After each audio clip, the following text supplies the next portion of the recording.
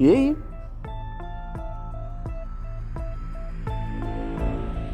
काल का नव्हतंस रे तू? सांगितलं होतं ना सर, आईला अजिबातच बरं नव्हतं. तिला घेऊन हॉस्पिटलला गेलो होतो. हा, कुठल्या हॉस्पिटलला घेऊन गेला होतास? कुठल्या हॉस्पिटलला नेलं होतंस? काय झालं होतं तुझ्या आईला? सांग ना, काय झालं होतं? कोण घेऊन गेलं होतं आईला हॉस्पिटलमध्ये? तू एकटाच होतास की तुझ्या बरोबर अजून कोणी होतं?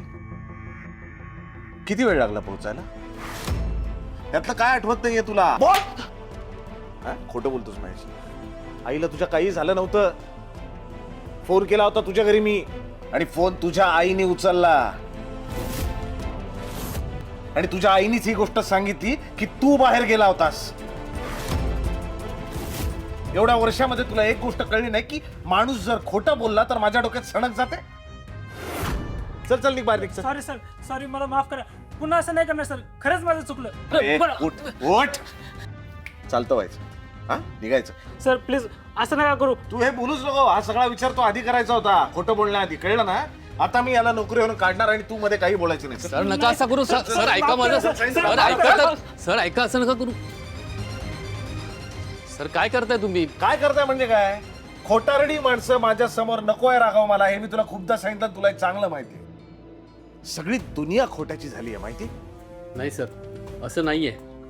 या जगात आजही काही माणसं खरं बोलतात. नाही, अशी एक व्यक्ती माझ्याही आयुष्यात आहे, आणि मला सार्थ अभिमान आहे की ती व्यक्ती माझ्या आयुष्यात आहे, कारण ती माझ्याशी कधीच खोटं बोलत नाही. आणि त्या व्यक्तीचं नाव आहे अनु, माझी बायको. विश्वास आहे रे माझा, विश्वास.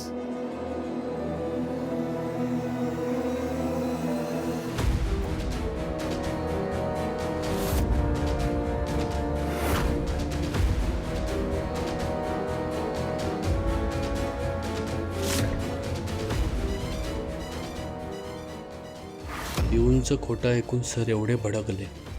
उद्या वहिनी त्यांच्याशी खोटं बोलल्यात हे जर त्यांना कळलं तर नाही, खूप मोठा अनर्थ होईल. अनुप्रिया, अगं काय विचार करतेस? नाही म्हणू नकोस, हो म्हण त्यांना. मॅम, मला सगळं कळतंय. बघा, तुमची परिस्थिती कळते मला सर, पण मला खरंच शक्य नाही होणार, नाही जमणार मला. अगं पण तू नाही का म्हणतेस? एवढा मोठा चान्स नाही म्हणतेस, म्हटले काहीतरी रिझन